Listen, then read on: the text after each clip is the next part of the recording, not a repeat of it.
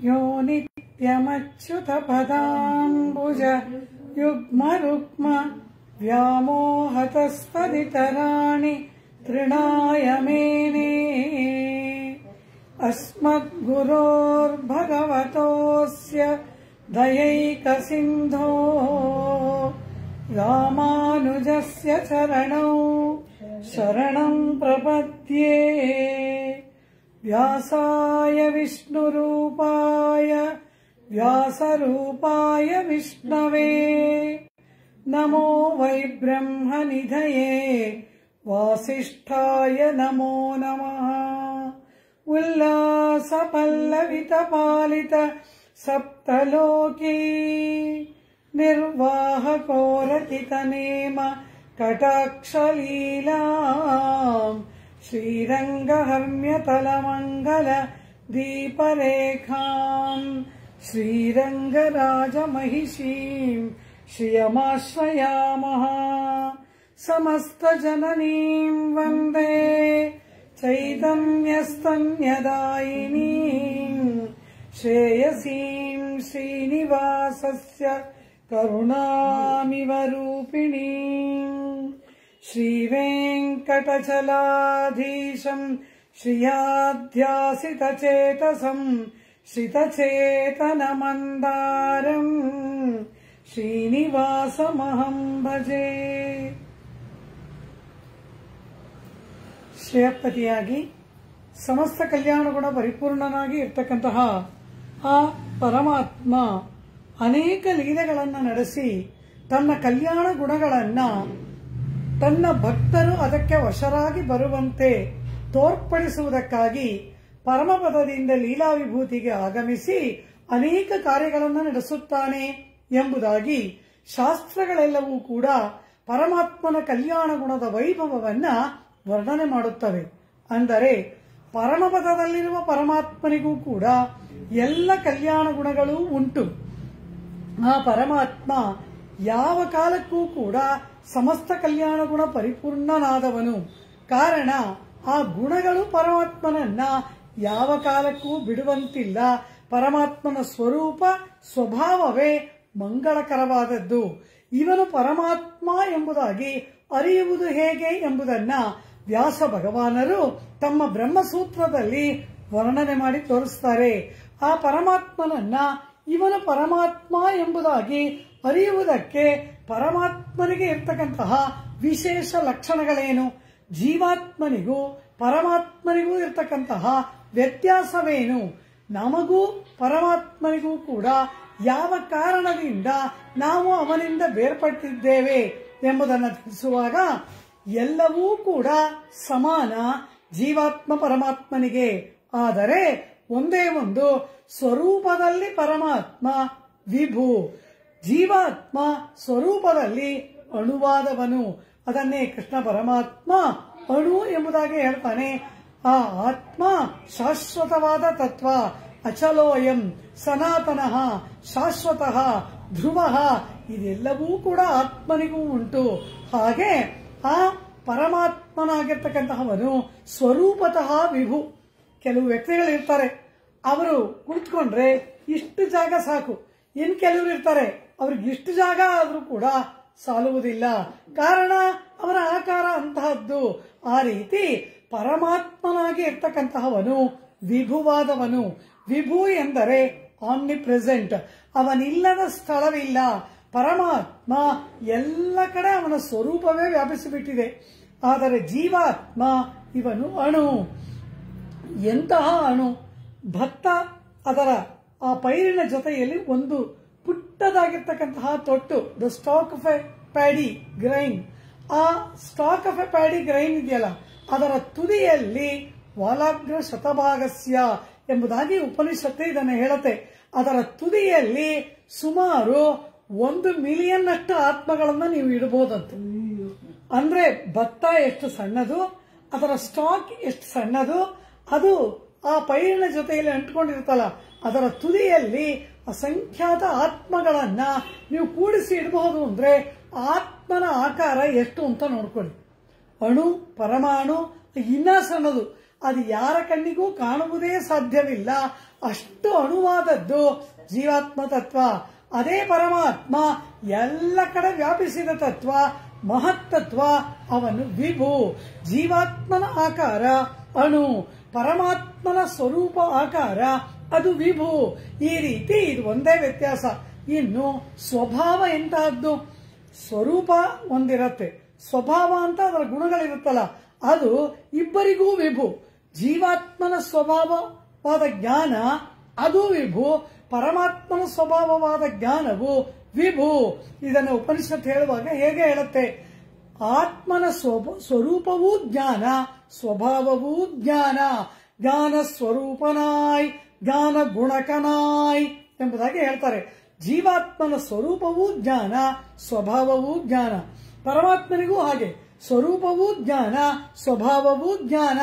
ಆದರೆ ಪರಮಾತ್ಮನ ಸ್ವರೂಪ ಸ್ವಭಾವ ಎರಡೂ ವಿಭು. ಜೀವಾತ್ಮನಿಗೆ ಸ್ವರೂಪ ಅಣು, ಸ್ವಭಾವ ವಿಭು. ಇದು ಒಂದೇ ಆತ್ಮ ಪರಮಾತ್ಮನಿಗೆ ಇರ್ತಕ್ಕಂತಹ ವ್ಯತ್ಯಾಸ. ಅಂತಹ ಆ ಪರಮಾತ್ಮನ ಗುಣಗಳು ಯಾವ ಕಾಲಕ್ಕೂ ಕೂಡ ಸ್ವಭಾವ ಸ್ವರೂಪವನ್ನು ಬಿಟ್ಟು ಇರಲಾರದು. ಆ ರೀತಿ ಪರಮಪದದಲ್ಲಿ ಇರ್ತಕ್ಕಂತಹ ಪರಮಪದನಾಥನಿಗೆ ಕೂಡ ಸಮಸ್ತ ಕಲ್ಯಾಣ ಗುಣಗಳು ಕೂಡ ಪರಿಪೂರ್ಣವಾಗಿ ಇರುತ್ತದೆ. ಇಲ್ಲಿಂದ ಮುಕ್ತಿಯನ್ನು ಹೊಂದಿ ಪರಮಪದಕ್ಕೆ ಹೋಗುವ ಜೀವಾತ್ಮ ಆ ಗುಣಗಳಿಂದ ಪರಿಪೂರ್ಣನಾದ ಪರಮಾತ್ಮನನ್ನು ಅನುಭವಿಸುತ್ತಾನೆ ಅಂತ ಉಪನಿಷತ್ ಹೇಳುತ್ತೆ. ಸೋಷ್ಣುತೆ ಸರ್ವಾನ್ ಕಾಮಾನ್ ಸಹ ಬ್ರಹ್ಮಣ ವಿಪಶ್ಚಿತ. ಕಾಮಾನ್ ಅಂದ್ರೆ ಕಲ್ಯಾಣ ಗುಣಗಳು. ವಿಪಶ್ಚಿತ ಪರಮಾತ್ಮನನ್ನ ಉಪಾಸನೆ ಮಾಡಿ ಪಡೆದಂತಹ ಜೀವಾತ್ಮ ಅಶ್ನುತೆ ಆ ಪರಮಾತ್ಮನನ್ನ ಹೊಂದುತ್ತಾನೆ, ಅನುಭವಿಸುತ್ತಾನೆ. ಹೇಗೆ? ಸರ್ವಾನೇ ಕಾಮಾನೇ ಸಹ, ಸಮಸ್ತ ಕಲ್ಯಾಣ ಗುಣಗಳ ಸಮೇತನಾದ ಪರಮಾತ್ಮನನ್ನ ಅವನ ಅನುಭವಿಸ್ತಾನೆ ಅಂತ ಹೇಳುತ್ತೆ ಉಪನಿಷತ್ತು.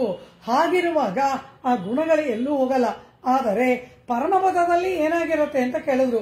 ಅವನು ನಿತ್ಯರಿಗೂ ಮುಕ್ತರಿಗೂ ನಾಥನಾಗಿ ಉಭಯ ವಿಭೂತಿ, ಲೀಲಾ ವಿಭೂತಿ ಎಂಬ ಈ ಲೋಕ, ಅದೇ ರೀತಿ ನಿತ್ಯ ವಿಭೂತಿ ಎಂಬತಕ್ಕಂತಹ ಆ ಪರಮಪದ ಸಾಮ್ರಾಜ್ಯ ಎರಡನ್ನೂ ಆಳುವ ಉಭಯ ವಿಭೂತಿ ನಾಥನಾಗಿ ಪರಮಾತ್ಮ ವಿರಾಜಮಾನನಾಗಿರ್ತಾನೆ.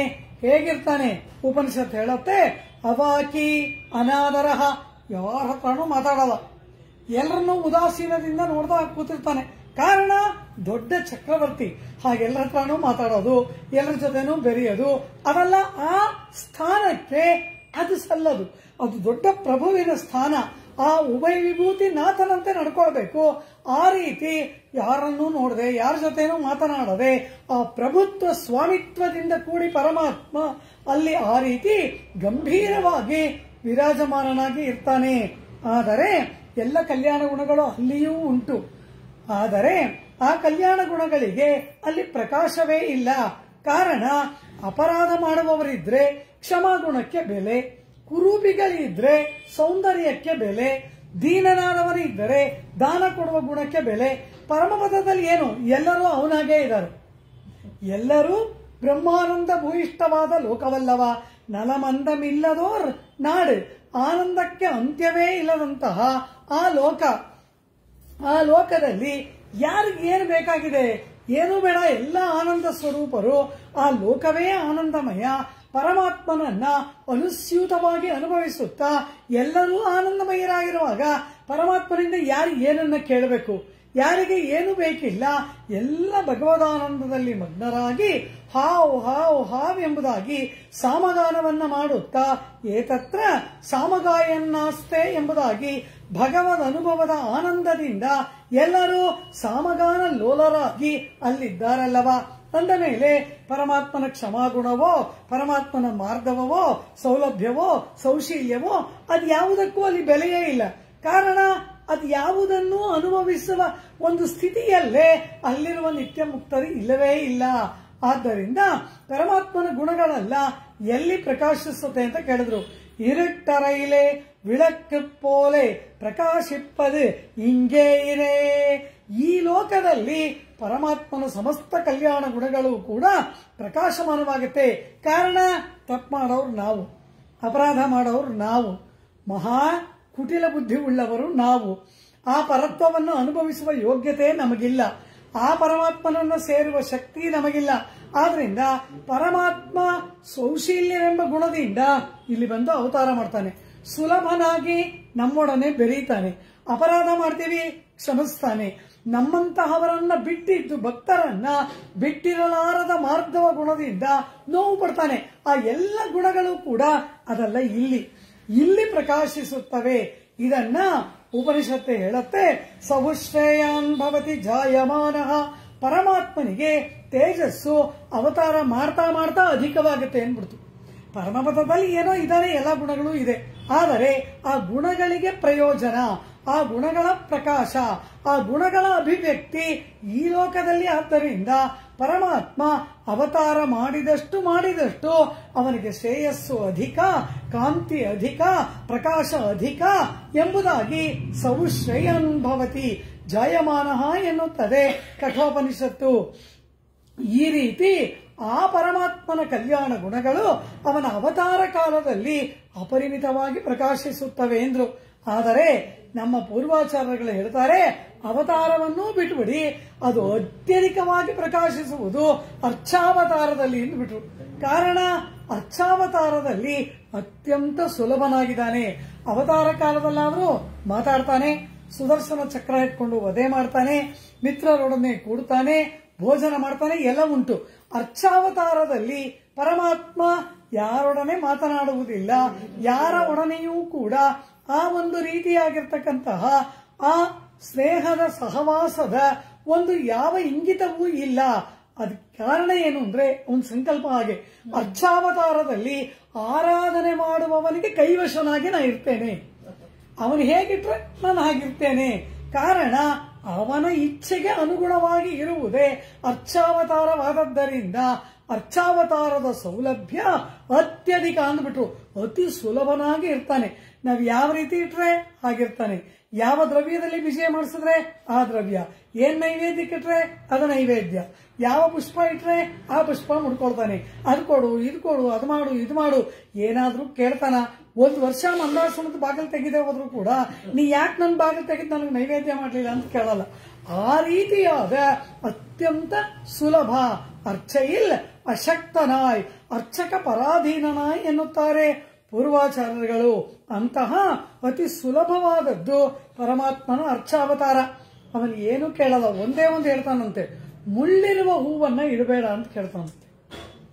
ಯಾಕೆ ಅಂದ್ರು, ಮುಳ್ಳಿರೋ ಹೂ ಯಾಕೆ ಇಡಬಾರದು ಅಂದ್ರು, ಇಡಬಹುದು, ಆದರೆ ಆ ಹೂವನ್ನ ಕೊಯ್ಯುವಾಗ ನನ್ನ ಭಕ್ತನ ಕೈ ಚುಚ್ಚಿ ನೋವಾಗ್ಬಿಟ್ರೆ ಅದಕ್ಕೋಸ್ಕರ ಬೇಡ ಅಂತ.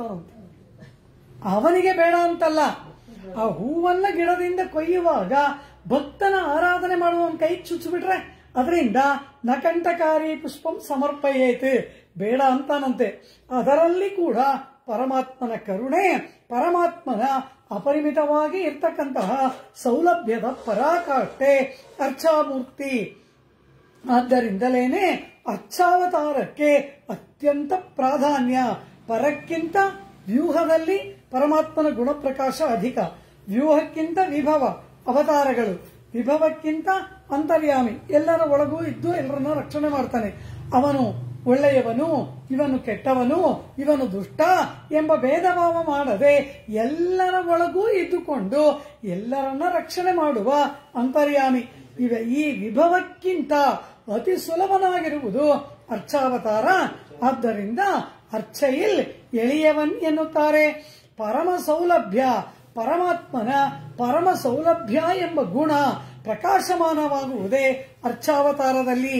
ಪರಮಾತ್ಮ ಅನೇಕ ಅವತಾರಗಳನ್ನು ಮಾಡಿದ, ಆದರೆ ಅರ್ಚಾವತಾರದಲ್ಲಿ ತಾನು ಬಂದು ಕಲಿಯುಗ ಪೂರ್ತಿ ಈ ನಮ್ಮಿಂದ ಆರಾಧನೆ ಮಾಡಿಸಿಕೊಳ್ಳಬೇಕು ಎಂಬ ದಿವ್ಯ ಸಂಕಲ್ಪದಿಂದ ಪರಮಾತ್ಮ ಪರಮಪದದಿಂದ ವೆಂಕಟಾಚಲಕ್ಕೆ ಬಂದು ಅಲ್ಲಿ ವೆಂಕಟೇಶನಾಗಿ ಶ್ರೀನಿವಾಸನಾಗಿ ನಮ್ಮಿಂದ ಆರಾಧನೆಗೊಳ್ಳತಕ್ಕಂತಹ ಅಪೂರ್ವವಾದ ಸೌಲಭ್ಯದ ಪರಾಕಾಷ್ಠೆಯಾಗಿ ಇರುವವನೇ ಪರಮಾತ್ಮನಾದ ವೆಂಕಟೇಶ ಶ್ರೀನಿವಾಸ ಅಂತಾರೆ. ಆ ಪರಮಾತ್ಮ ಅರ್ಚಾಮೂರ್ತಿಯಾಗಿ ತಿರದ ಮುಲಹಕ್ಕಾಯ್ ನಿನ್ನ ತಿರುವೆಂಗಡತ್ತಾನೆ ಆಳ್ವಾರ್ ಗಾನ ಮಾಡ್ತಾರೆ. ಅಂದರೆ ಇಡೀ ಭೂಮಂಡಲಕ್ಕೆ ಆ ವೆಂಕಟಾಚಲ ದೊಡ್ಡ ಪರ್ವತ. ಅದಕ್ಕೆ ತಿಲದಂ ಉಲಹಕ್ಕಾಯ್, ಲೋಕಕ್ಕೆ ತಿಲಕವಿಟ್ಟಂತೆ ಪರಮಾತ್ಮ ಅಲ್ಲಿ ವಿಜಯ ಮಾಡಿಸಿದ್ದಾನೆ ಅಂತಾರೆ. ಪರಮಾತ್ಮ ಯಾಕೆ ಬೆಟ್ಟದ ಮೇಲೆ ನಿಂತ ಅಂತ ಕೇಳಿದ್ರು. ತಿರುವೇಂಗಡಮುಡಯ್ಯನ್ ಗಿರಿ ತುಟ್ಟ ತುದಿಯಲ್ಲಿ ಯಾಕೆ ನಿಂತ, ಕೆಳಗೆ ಇದ್ರೆ ಎಲ್ಲ ಸುಲಭವಾಗಿ ದರ್ಶನ ಮಾಡಬಹುದಾಗಿತ್ತಲ್ಲ ಅಂದ್ರು. ಯಾಕೆ ನಿಂತ ಅಂತ ಕೇಳಿದ್ರು. ಮೇಲಿಂದ ಬರೋ ದೇವತೆಗಳಿಗೆ ಅನುಕೂಲವಾಗಬೇಕಂತೆ, ಕೆಳಗಿಂದ ಹೋಗೋ ನಮಗೆ ಅನುಕೂಲವಾಗಬೇಕಂತೆ. ಇಬ್ಬರಿಗೂ ಕೂಡ ಒಬ್ಬ ತಾಯಾದವಳು 2 ಮಕ್ಕಳಿದ್ರೆ 2ಕ್ಕೂ ಏಕಕಾಲದಲ್ಲಿ ಸ್ತನ್ಯಪಾನ ಮಾಡಿಸುವಂತೆ ದೇವತೆಗಳಿಗೂ ಈ ಲೋಕದವರಿಗೂ ಸುಲಭವಾಗಿ ದೊರೆಯುವುದಕ್ಕಾಗಿ ಮಧ್ಯದಲ್ಲಿ ನಿಂತಿದ್ದಾನೆ ಅಂತಾರೆ ಆಳ್ವಾರಗಳು. ಆ ಪರಮಾತ್ಮನ ಅತ್ಯದ್ಭುತವಾದ ಕರುಣೆಯನ್ನ ಕೊಂಡಾಡ್ತಾರೆ. ಅಂತಹ ಆ ಶ್ರೀನಿವಾಸ ತ್ಯಕ್ವಾ ವೈಕುಂಠಮುತ್ತಮಂ, ಆ ಸರ್ವೋತ್ಕೃಷ್ಟವಾದ ಆನಂದಕ್ಕೆ ಎಲ್ಲೇ ಇಲ್ಲದೆ ಇರತಕ್ಕಂತಹ ಆ ವೈಕುಂಠ ಲೋಕವನ್ನ ಬಿಟ್ಟು 28 ದ್ವಾಪರ ಯುಗ ಮುಗಿದು 28ನೆಯ ದ್ವಾಪರ ಯುಗ ಮುಗಿದು ಇನ್ನೇನು ಕಲಿಯುಗ ಪ್ರಾರಂಭ ಆಗಬೇಕು. ಅಂತಹ ಆ ಕಾಲದಲ್ಲಿ ಆ ಪರಮಾತ್ಮ ದ್ವಾಪರಾಂತೆ, ದ್ವಾಪರ ಯುಗ ಮುಗಿಯುತ್ತೆ. ಯಾವಾಗ ದ್ವಾಪರ ಯುಗ ಮುಗಿತು? ಕೃಷ್ಣಾವತಾರ ಮುಗಿದು ಕೃಷ್ಣ ನಿರ್ಯಾಣ ಯಾವಾಗ ಆಗುತ್ತೆ ಅವತ್ತಿಂದ ಕಲಿಯುಗ ಪ್ರಾರಂಭ. ಕೃಷ್ಣ ಭೂಮಂಡಲದಲ್ಲಿ ಇರುವ ತನಕ ದ್ವಾಪರ ಯುಗ. ಕೃಷ್ಣ ಪರಮಾತ್ಮನು ನಿರ್ಯಾಣವಾದ ಕೂಡಲೇ ಕಲಿಯುಗ ಪ್ರಾರಂಭ. ಈ ಶ್ರೀನಿವಾಸ ಆ ದ್ವಾಪರದ ಅಂತ್ಯದಲ್ಲಿಯೇ ಈ ವೈಕುಂಠವನ್ನ ಬಿಟ್ಟು ಮಾಯಾವಿ ಪರಮಾನಂದಂ ತ್ಯಕ್ವಾ ವೈಕುಂಠಮುತ್ತಮಂ, ಆ ಮಾಯಾವಿಯಾದ ಪರಮಾನಂದ ಭರಿತನಾಗಿ ಇರ್ತಕ್ಕಂತಹ ಆ ಪರಮಾತ್ಮ ವೈಕುಂಠ ಲೋಕವನ್ನ ಬಿಟ್ಟು ಈ ಲೋಕಕ್ಕೆ ಬಂದ. ಗಂಗೆಯ ದಕ್ಷಿಣ ದೇಶದಲ್ಲಿ ಇದ್ದುಕೊಂಡು ಯೋಜನಾನಾಂ ಶತತ್ರಯಂ, ಆ ರೀತಿ ಆ ಪುಣ್ಯಕಾನನ ಎಲ್ಲ ಪವಿತ್ರವಾದ ನದಿಗಳಿಂದಲೂ ಕಾಡುಗಳಿಂದಲೂ ಮರಗಳೇ ದೇವತಾ ಗಣಗಳು, ಮೃಗಗಳೇ ಋಷಿಗಳು, ಪಿತೃದೇವತೆಗಳೇ ಪಕ್ಷಿಗಳು, ಯಕ್ಷಕಿನ್ನರರೇ ಪಾಷಾಣ,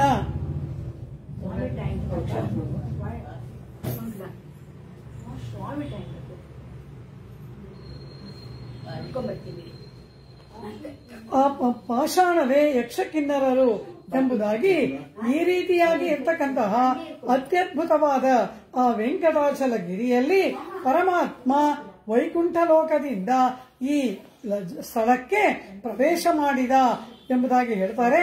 ಹಾಗೆ ಬಂದ ಪರಮಾತ್ಮ ಏನ್ ಮಾಡಿದ? ಆ ಗಿರಿಗೆ, ವೆಂಕಟಾಚಲ ಗಿರಿಗೆ, ಆ ಪುರಂದರನ ಪುತ್ರನಾದ ಮಾಧವನಿಗೆ ಸರ್ವಪಾಪಗಳನ್ನ ಕಳೆದು ವೆಂಕಟಾಚಲ ಎಂಬತಕ್ಕಂತಹ ನಾಮಧೇಯವನ್ನ ಪಡೆದಂತಹ ಆ ಅದ್ಭುತವಾದ ವೆಂಕಟಾಚಲದಲ್ಲಿ ಆ ಪರಮಾತ್ಮ ಆ ವೆಂಕಟಾಚಲವನ್ನ ಪ್ರವೇಶ ಮಾಡಿದ. ತ್ರಿಪುರ ಅವ್ರನ್ನ ಮನೆಗೆ ಬಿಟ್ಬಿಟ್ಟು ಬಂದ್ಬಿಡಿ. ಆ ರೀತಿ ಪರಮಾತ್ಮ ವೆಂಕಟಾಚಲವನ್ನ ಪ್ರವೇಶ ಮಾಡಿದ ಎಂಬುದಾಗಿ ಹೇಳುವಾಗ ಅಲ್ಲಿ ಆ ಪರಮಾತ್ಮ ಹೇಗೆ ನಡೆದುಕೊಂಡ, ಅವನ ವೈಭವ ಅಲ್ಲಿ ಏನು? ಏವಂ ಪ್ರಭಾವೋಸ್ಯ ಗಿರೀಂದ್ರ ಜನ್ಮನಃ ಶ್ರೀ ವೆಂಕಟಾದ್ರೇಸ್ತು ಹರೇಸ್ತಥೈವ ಚ ಜಾನಂತಿ ನ ಬ್ರಹ್ಮ ಶಿವೇಂದ್ರ ಪೂರ್ವಕಾಃ ಅಲ್ಪಾಲ್ಪ ವೀರ್ಯಾನುಜಾಸ್ತುತಿ ಕಿಂ ಪುನಃ ಎಂಬುದಾಗಿ ಶತಾನಂತರ ಹೇಳ್ತಾರೆ.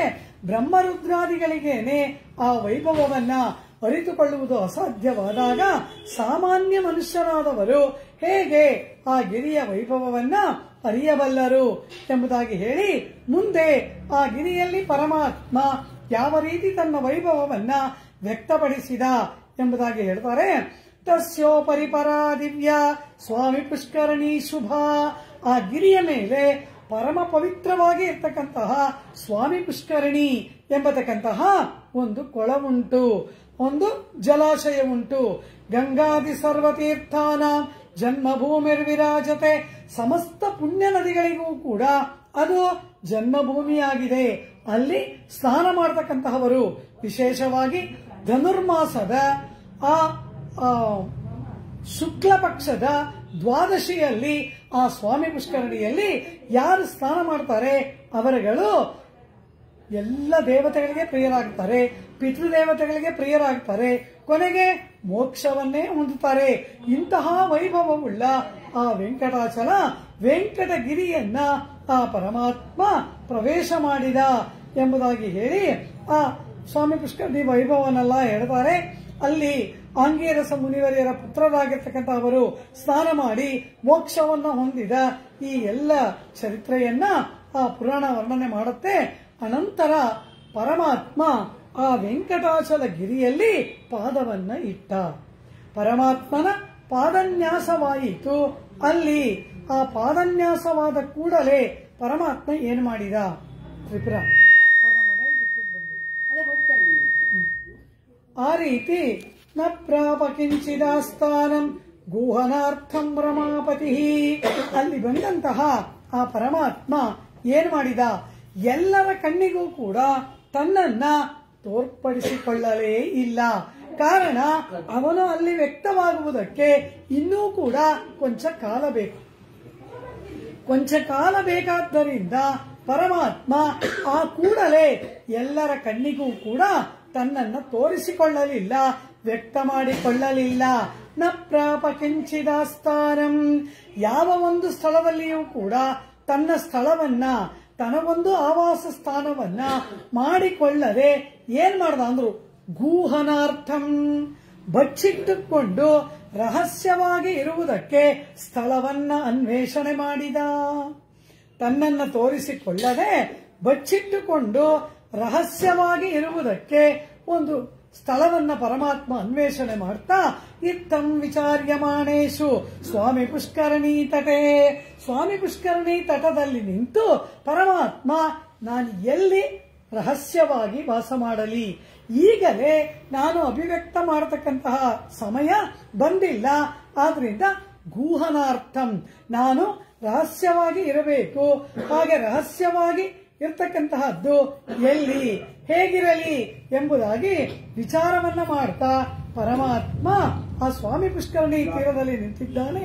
ಆಗ ಆ ಸ್ವಾಮಿ ಪುಷ್ಕರಣಿಯ ದಕ್ಷಿಣ ದಿಕ್ಕಿನಲ್ಲಿ ಒಂದು ದೊಡ್ಡ ಹುತ್ತವನ್ನು ನೋಡ್ತಾನೆ.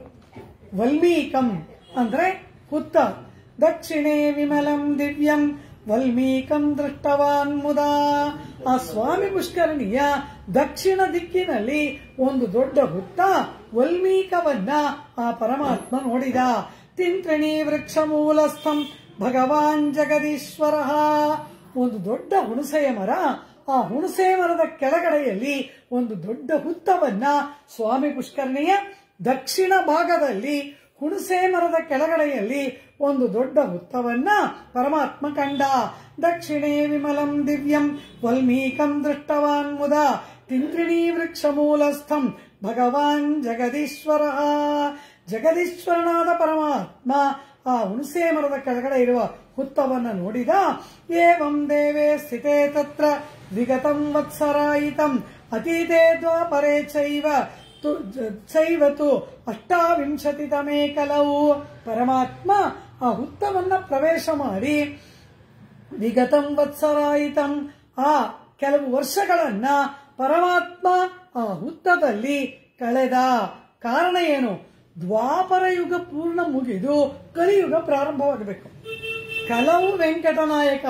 ಕಲಿಯುಗ ಬಂದ ಹೊರತು ಈ ಪರಮಾತ್ಮ ತನ್ನನ್ನ ಲೋಕಕ್ಕೆ ತೋರಿಸಿಕೊಳ್ಳಲಾರ. ಆದ್ದರಿಂದ ಅತೀತೆ ದ್ವಾಪರೇ, ದ್ವಾಪರ ಯುಗ ಅತೀತವಾಯಿತು ಎಂದರೆ ಪೂರ್ಣವಾಯಿತು. ಅಷ್ಟಾವಿಂಶತಿತಮೇ ಕಲವು, 28ನೆಯ ಕಲಿಯುಗ ಪ್ರಾರಂಭವಾಗ್ತಾ ಇದೆ. ಆಗ ಆ ಪರಮಾತ್ಮ ಏನ್ ಮಾಡಿದ? ಆ ಹುತ್ತದಲ್ಲಿ ಎತ್ತುಕೊಂಡಿರುವ ಕಾಲದಲ್ಲಿ ಈ ನಾರದರು ಪರಮಾತ್ಮನ ಈ ಸ್ಥಿತಿಯನ್ನು ನೋಡ್ತಾರೆ. ಆಹಾ, ಲಕ್ಷ್ಮಿಯನ್ನೂ ಕಳೆದುಕೊಂಡವನಾಗಿ ಪರಮಪದವನ್ನೂ ಬಿಟ್ಟವನಾಗಿ ಈ ರೀತಿ ಯಾವುದೋ ವಲ್ಮೀಕದಲ್ಲಿ ರಹಸ್ಯವಾಗಿ ಈ ಪರಮಾತ್ಮ ಹೀಗಿದನಲ್ಲ. ಅಯ್ಯೋ, ಈ ಭೂಲೋಕಕ್ಕೆ ಬಂದು ಈ ಲೋಕದವರಂತೆ ಹಸಿವು ಬಾಯಾರಿಕೆಗಳಿಂದ ಇವನು ಕೃಷ್ಣನಾಗಿ ಬಿಟ್ಟಿದ್ದಾನಲ್ಲ. ಆ ಪರಮಾತ್ಮ ಅತ್ಯಂತ ಕೃಷ್ಣನಾಗಿ ಬಿಟ್ಟಿದ್ದಾನಂತೆ, ದೀನನಾಗಿ ಬಿಟ್ಟಿದ್ದಾನೆ. ಮುಖವೆಲ್ಲ ಬಾಡಿ ಹೋಗ್ಬಿಟ್ಟಿದೆ. ಪರಮಾತ್ಮ ನಿತ್ರಾಣನಾಗ್ಬಿಟ್ಟಿದ್ದಾನೆ.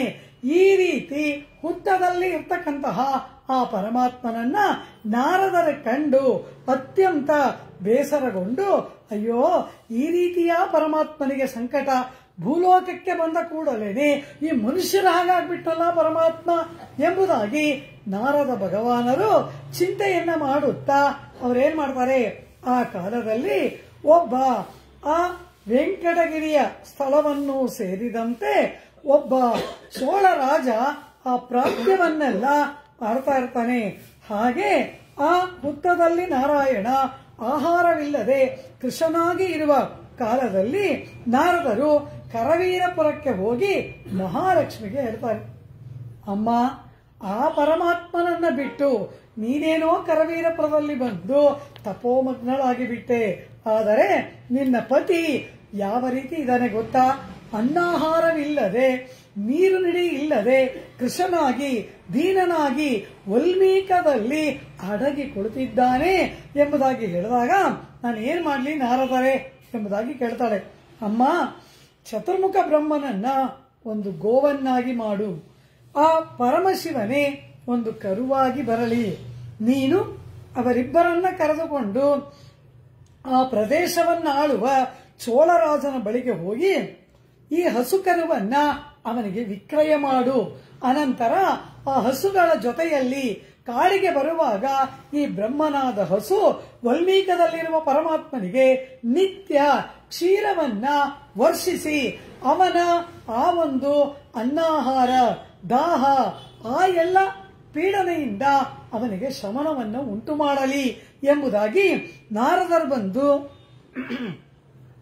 ಆ ಮಹಾಲಕ್ಷ್ಮಿಯ ಬಳಿಯಲ್ಲಿ ಹೇಳಿದಾಗ ಹಾಗೇ ಆಗಲಿ ಎಂಬುದಾಗಿ ಹೇಳಿ ಆ ನಾರದರು ಲಕ್ಷ್ಮಿಯ ಬಳಿಯಲ್ಲಿ ನಾರಾಯಣನ ಸ್ಥಿತಿಯನ್ನ ವರ್ಣನೆ ಮಾಡಿದಾಗ ಬ್ರಹ್ಮನನ್ನ ಹಸುವಾಗಿ ಶಿವನನ್ನ ಕರುವಾಗಿ ಮಾಡಿಕೊಂಡು ಮಹಾಲಕ್ಷ್ಮಿ ಚೋಳರಾಜಗೃಹಂ ಪ್ರಾಪ್ಯ ಸಾ ಮೌಲ್ಯೇನ ಸಂವತ್ಸರಾನೇ ಆ ಚೋಳರಾಜನಿಂದ ಬೆಲೆಯನ್ನ ತೆಗೆದುಕೊಂಡು ಈ ಹಸು ಕರುವನ್ನ ಮಾರ್ಬಿಟ್ಲಂತೆ. ಆ ಚೋಳರಾಜ ಬ್ರಹ್ಮಶಿವನನ್ನೇ ಹಣ ಕೊಟ್ಟು ಕೊಂಡ್ಕೊಳ್ತಾನೆ. ಯಾವ ರೂಪದಲ್ಲಿದ್ದಾರೆ? ಹಸು ಕರುವಿನ ರೂಪದಲ್ಲಿ ಇರ್ತಕ್ಕಂತಹ ಬ್ರಹ್ಮನನ್ನ, ಚತುರ್ಮುಖ ಬ್ರಹ್ಮನನ್ನ, ಅವನ ಪುತ್ರನಾದ ಶಿವನನ್ನ ಹಸು ಕರುವಿನ ರೂಪದಲ್ಲಿ ವತ್ಸರಾನೆ ಕರುವಿನೊಡನೆ ಕೂಡಿದ ಹಸುವನ್ನ ಮೌಲ್ಯೇನ ಬೆಲೆ ಅದಕ್ಕೊಂದು ಮೂಲಧನವನ್ನ ತೆಗೆದುಕೊಂಡು ಈ ಲಕ್ಷ್ಮಿ ಮಾರಾಟ ಮಾಡಿಬಿಟ್ಟು ಅವಳೆಲ್ಲಿಗೆ ಹೋಗ್ಲು ವಿಕ್ರೀಯಗಾಂ ಮಹಾಲಕ್ಷ್ಮಿ ಜಗಾಮ ನಿಜಧಾಮಚ ಆ ಹಸು ಕರ ನಿಲ್ಬಿಟ್ಲು. ಅವಳು ಮತ್ತೆ ಕರವೀರಪುರಕ್ಕೆ ಹೊರಟೋದು. ಮಹಾಲಕ್ಷ್ಮಿ ವಿಕ್ರೀಯ ಈ ಹಸು ಕರುಗಳನ್ನ ಆ ಚೋಳರಾಜನಿಗೆ ಮಾರಾಟ ಮಾಡಿಬಿಟ್ಟು ಮಹಾಲಕ್ಷ್ಮಿ ಜಗಾಮ ನಿಜಧಾಮಚ ಆ ಕರವೀರಪುರಕ್ಕೆ ಅವಳು ಹೊರಟೋಗ್ಲು. ತಥೋಧೇನು ಸಹಸ್ರೇಣ ಸಾಕಂ ಶ್ರೀ ವೆಂಕಟಾಚಲೆ ಸಾಗೌರ್ಜಗಾಮ ನಿತ್ಯಂತು ರಮಾನಾಥಂ ವಿಚಿನ್ವತೆ. ಅನೇಕ ಸಾವಿರ ಗೋವುಗಳ ಜೊತೆಯಲ್ಲಿ ಈ ಬ್ರಹ್ಮನೆಂಬ ಹಸು ಮತ್ತು ಕರುವಾದಂತಹ ಆ ಶಿವ ಇವಿಬ್ಬರು ಕೂಡ ಆ ಚೋಳರಾಜನ ಅಪಾರವಾದ ಗೋವುಗಳ ಜೊತೆಯಲ್ಲಿ ದಿನ ಕಾಡಿಗೆ ಮೇವುದಕ್ಕೆ ಹೋಗ್ತಾರೆ. ಹಾಗೆ ಹೋಗಿ ತತಃಕಾಲೇ ನಮಹತ ಸ್ವಾಮಿ ಪುಷ್ಕರಣಿ ತಟೆ ವಲ್ಮೀಕಸ್ಥ ಹರಿಂ ಜ್ಞಾತ್ವ ತುತೋಷ ಮನಸಾ ವಿಧಿಹಿ. ಆಗ ಆ ಸ್ವಾಮಿ ಪುಷ್ಕರಣಿಯ ದಕ್ಷಿಣದಲ್ಲಿ ಇರ್ತಕ್ಕಂತಹ ಆ ವಲ್ಮೀಕದವನ್ನ ಗುರುತಿಸಿ ಅಲ್ಲಿರುವ ಸ್ವಾಮಿಯನ್ನ ಪೂರ್ಣ ತೃಪ್ತಿಪಡಿಸ್ತಾ ಇತ್ತು ಈ ಬ್ರಹ್ಮನೆಂಬ ಗೋವು.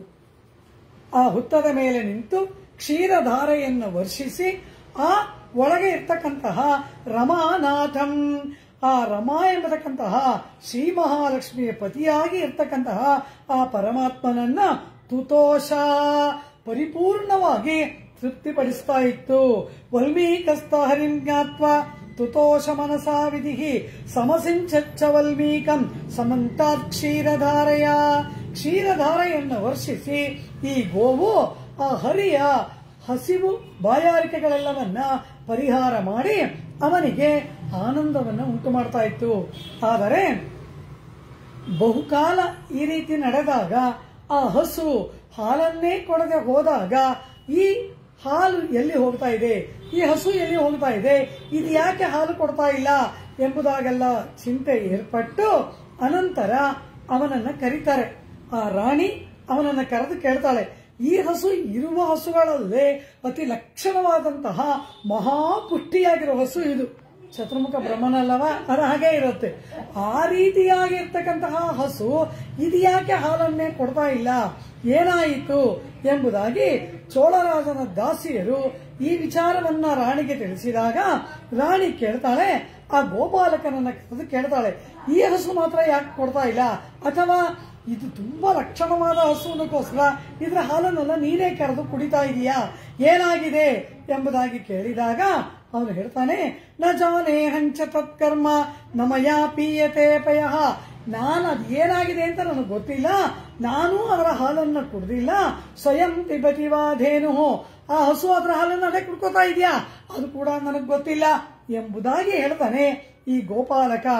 ಆಗ ರಾಣಿ ಆಜ್ಞೆ ಮಾಡ್ತಾಳೆ, ಆ ಹಸುವನ್ನ ಹಿಂಬಾಲಿಸಿ ಅದರ ಕ್ಷೀರ ಎಲ್ಲಿ ಹೋಗುತ್ತೆ ಎಂಬುದನ್ನ ನೀನು ಕಂಡುಹಿಡಿಬೇಕು ಅಂತ ಹೇಳಿದಾಗ ಮಾರನೆಯ ದಿನ ಆ ಹಸುವನ್ನ ಹಿಂಬಾಲಿಸಿ ಆ ಗೋಪಾಲಕ ಹೋಗ್ತಾನೆ. ದೇನು ಪ್ರಾಪ್ಸಾತ ವಲ್ಮೀಕಂ ದಿವ್ಯಂ ತದ್ಧರಿ ಮಂದಿರಂ ಅಭಿಷಿಂಚತ್ ಪಯೋಭಿಶ್ಚ ಸ್ವಪಯೋ